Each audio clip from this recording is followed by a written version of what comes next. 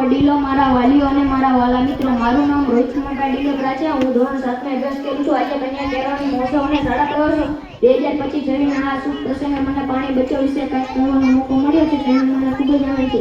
આપણે બધા જાણીએ છીએ કે પાણી આપણા જીવન માટે કેટલું જરૂરી છે. પાણી વગર જીવન શક્ય નથી. ખેતી હોય કે પીવાનું પાણી હોય કે રસોઈ બનાવવી હોય કે નાહવું ધોવું હોય તે દરેક કામમાં પાણીની જરૂર પડે છે. પણ શું આપણે પાણીનો બચાવ કરીએ છીએ? ઘણી વાર જોઈએ છીએ કે નળ ખુલ્લા રહી જાય છે. નાતી વખતે કે બ્રશ કરતી વખતે પાણી વહી જાય છે. વાસણ ધોતી વખતે જરૂર કરતાં વધારે પાણીનો ઉપયોગ થાય છે. આ નાની નાની ભૂલોના કારણે કેટલું પાણી વેડફાઈ જાય છે.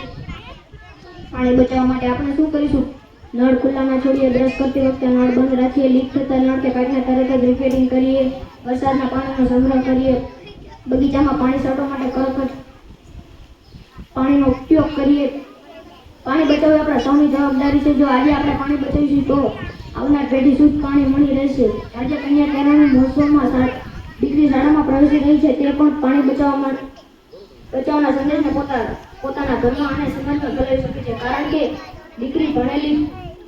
ભણેલી દીકરી પોતાના સમાજને સાચી દિશા બતાવે છે. યાદ રાખો, જળ એ જીવન છે. ચાલો આપણે સૌ સંકલ્પ લઈએ પાણી બચાવવાનું.